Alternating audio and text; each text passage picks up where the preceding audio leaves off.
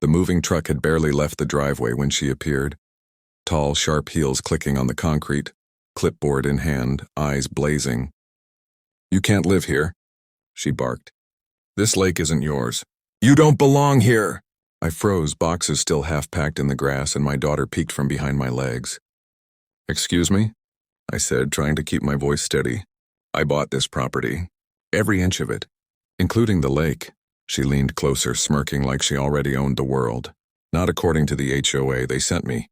You're trespassing. Move now or I'll call the cops." I noticed her badge-looking pin, cheap plastic, swinging from her lanyard, fake authority dripping off her like perfume.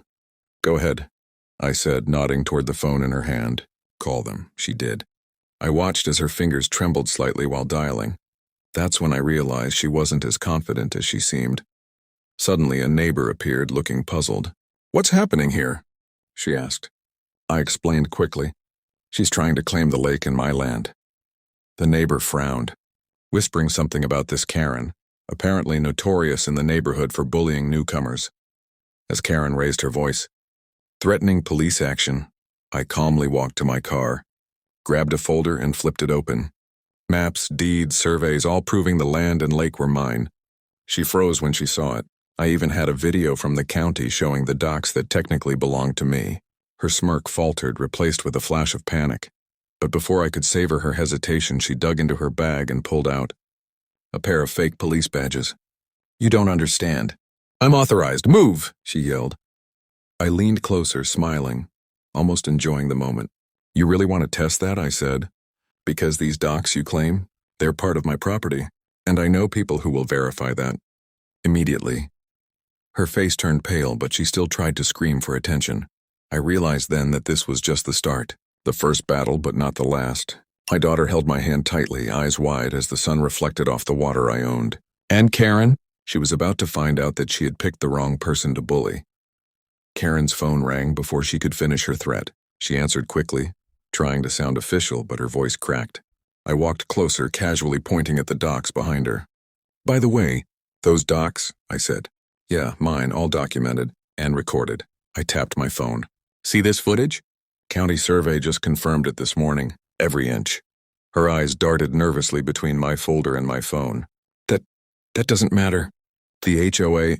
"I don't care about your HOA notice," I interrupted, holding up a copy she had shoved in my mailbox earlier. "This is fake. I've already spoken to the county." They laughed when I mentioned it. Karen's lips trembled. She looked around as if expecting backup. That's when I noticed her real panic. She had no one. No HOA members nearby. She was alone, just a woman trying to act powerful. Then the unexpected happened. A black SUV rolled up the street. Out stepped two uniformed police officers. Karen's jaw dropped. I called them," she stammered. The officers raised their eyebrows at her, scanning the fake badges in her hand. "Ma'am, what are these?" one asked. Her face drained of color. "I'm authorized." I smiled, staying calm, but inside my blood was pumping. This was more than I'd expected. My daughter squeezed my hand, whispering, "Dad, are they going to take her away?" I gave a tiny nod. The officers weren't on my side yet, but they weren't fooled either. Karen tried to argue, waving her fake authority in every direction. But then I pulled out a second phone and played the footage of her placing a fake HOA notice on my door. Her mouth opened, closed, and opened again, but nothing came out. The first twist hit hard. Karen, who came to intimidate, was now on the defensive. The whole neighborhood started peeking from behind curtains and fences. I realized she hadn't expected anyone to actually own the land she was claiming. And then I smiled. Because I had one more secret she didn't know. One more trick up my sleeve that would turn this storm into a hurricane. I took a slow breath, keeping my voice steady, and said, "By the way, you might want to sit down for this." I pulled a folder from my backpack and tossed it toward the officers. Inside were military ID papers, property deeds going back generations, and emails proving my ownership of the docks and surrounding land. Karen's eyes widened. What is all that?" she stammered. I leaned closer, lowering my voice just enough for the neighbor who had stepped outside to hear.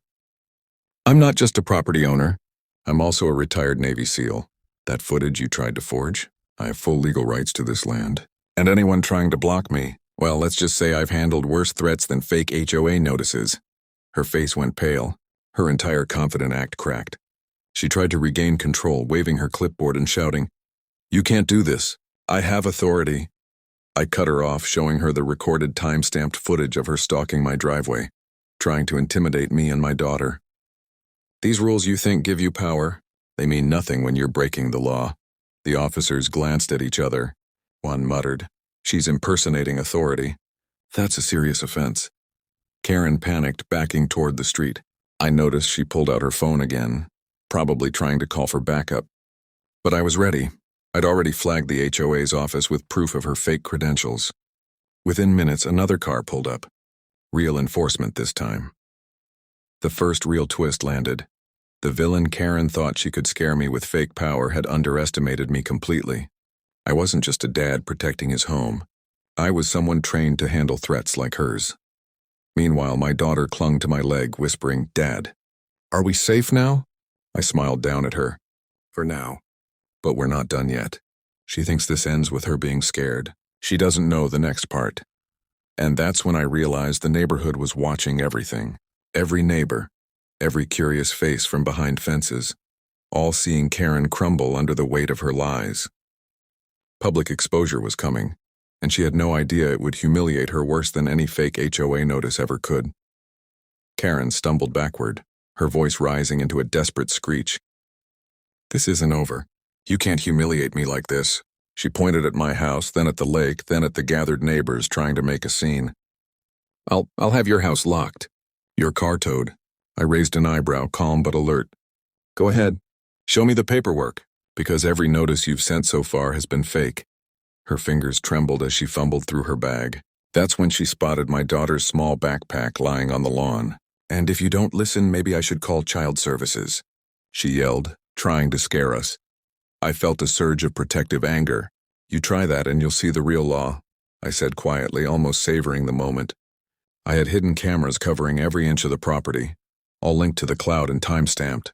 Every move she made was recorded, and I wasn't afraid to show it. Suddenly, she made a move toward my car, trying to snatch my property or intimidate further. That's when the officers stepped in, blocking her path. One of them shook his head and said, "Ma'am, step back. You're officially trespassing and impersonating law enforcement." Her fake bravado shattered completely. She tried to argue, but the neighborhood had started murmuring, some filming her on their phones. The humiliation was real, immediate, and public. I glanced at my daughter and whispered, "See? That's why we prepare for the unexpected." She nodded, eyes wide, a mix of fear and admiration. Karen backed away, but she wasn't gone yet. Her last resort was a desperate lie about a supposed emergency order from the HOA. I have authority," she shouted. I smiled, flipping my phone to a live call with the HOA's legal office. "Funny thing," I said, "they've never heard of you." And they confirmed. Any attempt to enforce HOA rules without proper authority is illegal. Her panic became visible, raw. She realized now that her entire scheme was unraveling, and the humiliation wasn't just private, it was public. I could almost hear her internal gears turning. How could she possibly escape now? And just as she was about to bolt, one of the officers said, "We need to escort you to the station. You're under suspicion for multiple offenses." Her knees buckled. I felt a quiet satisfaction, but also knew the fight wasn't fully over. There was one more layer, one final twist that would seal her defeat and expose her completely. Karen's face turned beet red as the officers led her toward their SUV. The neighbors were now fully out, filming, whispering, some even clapping quietly. Every one of her threats had crumbled in real time, broadcast across the street and soon online. Before she could protest, I held up my phone and started playing a montage I had edited in advance. Clips of her placing fake notices, threatening my daughter, trying to act like she had authority. Her voice, her fake badge, her smirks, all captured perfectly. The footage looped on the screen for everyone to see. Gasps filled the street. Karen's mouth opened, then closed, then opened again. This isn't fair," she screamed, but no one cared. The truth was undeniable. Even the officers gave a nod of approval. The evidence was airtight. Then the final twist hit. I walked calmly to the docks, the very ones she had tried to claim, and held up the deed one last time. "Not only is this my property," I said, voice carrying over the murmurs, "but any attempt to block me, intimidate me, or misrepresent authority here is a federal offense. So congratulations, you've just made a lot of paperwork for yourself." Her panic turned to sheer horror. The neighbors laughed quietly, some whispering that they had always suspected she abused her HOA power. And for the first time I saw her falter completely, realizing her entire reputation in the neighborhood was ruined. I turned to my daughter, smiling. "We're safe, and this is justice." She hugged me tightly, whispering, "Dad, you really did it." Karen was taken away, still screaming, but no one listened. I stood on my property, watching the lake shimmer in the evening sun, feeling a rush of satisfaction. The HOA storm that she had tried to unleash had blown back on her, and legally, flawlessly, exposing her lies and threats to everyone who mattered, and deep down, I knew the neighborhood would never forget this day. Karen had tried to control, intimidate, and humiliate, but I had turned her storm into a spectacle of truth. With Karen finally gone, the neighborhood started settling back into quiet murmurs, but I wasn't finished. I wanted the lesson to stick. I walked to the main street, waving to neighbors who had gathered, and casually mentioned, "By the way, the HOA offices are reviewing all their notices now. Any fake claims will be investigated." A few phones flashed, capturing my words. The ripple was already spreading. I could see the panic start to sink in for anyone who might have considered following her example. Then, out of the corner of my eye, I noticed her minion, a timid HOA assistant she had leaned on in the past, trying to sneak back into the neighborhood. I stepped forward, holding up my phone, already recording. "Everything she told you?" I asked. "Yeah, it's all recorded. Every fake notice, every threat." The assistant froze, realizing the stakes. I smiled gently but firmly. "If anyone else tries to pull her tricks here, it won't just be warnings. The authorities are ready, and yes, we have all the proof." I returned to the docks, my daughter skipping beside me. I leaned against the railing, watching her excitement, and whispered, "We turned her storm into a lesson, kiddo. She underestimated us." Suddenly, a neighbor jogged up, holding a tablet. "You might want to see this," he said, showing a live feed from the HOA forum. Karen's name was trending, her attempts exposed publicly. Comments poured in. People condemning her behavior, questioning her authority, some even laughing at her desperation. I felt a quiet, satisfying justice settle over the lake. But then a chill ran down my spine. Karen wasn't finished. Even behind bars or under investigation, she was plotting. Her voice had been loud, abrasive, and full of fury. That energy doesn't disappear overnight. I looked at my daughter. "Remember, kiddo, sometimes storms come back, but as long as we're prepared, as long as we know our rights, we're stronger than anyone trying to bully us." And just as I said that, my phone buzzed, a mysterious message. No number, just 3 words. "This isn't over." That message made my stomach tighten. I showed it to my daughter. "See? Some storms don't end just because they're exposed," I said, hiding my concern behind a calm voice. But inside, I was already planning the next step. Karen had underestimated me once. I wasn't letting her do it again. The next morning, I drove to the HOA office, not to argue, but to make sure every document, every notice, and every threat she had made was officially on record. I walked in confidently, handing over the compiled files and footage. The administrator, a young woman with a wary smile, blinked. This is thorough," she said. "We've never had anything like this before." Back home, I stood on my dock, watching the lake ripple under the sunrise. The calm after the storm felt fragile. I knew Karen would try one last time, but I had a plan.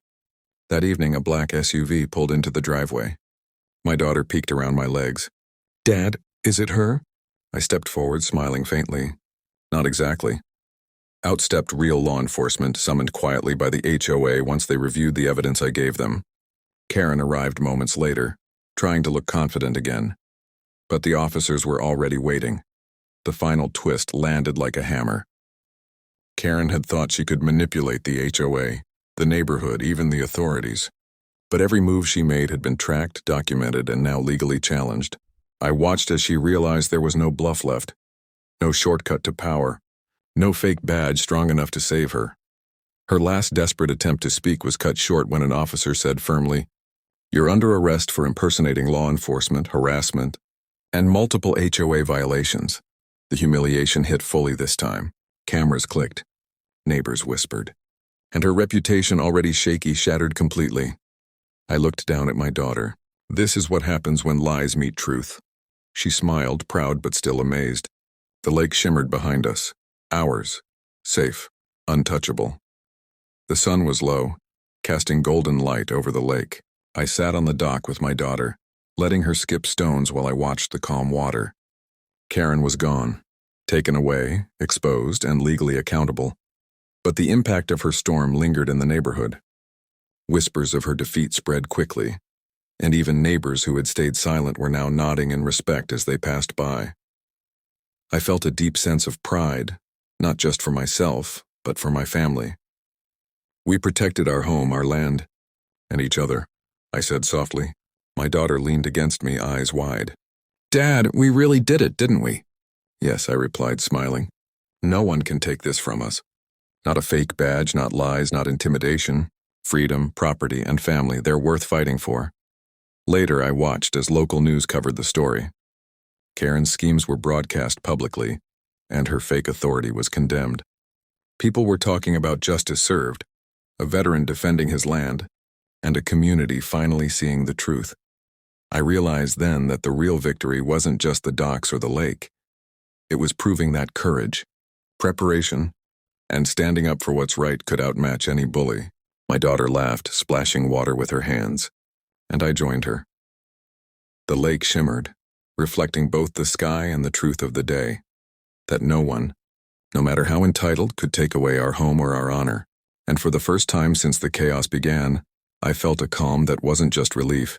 It was victory, justice, and the promise that we would always protect what was ours.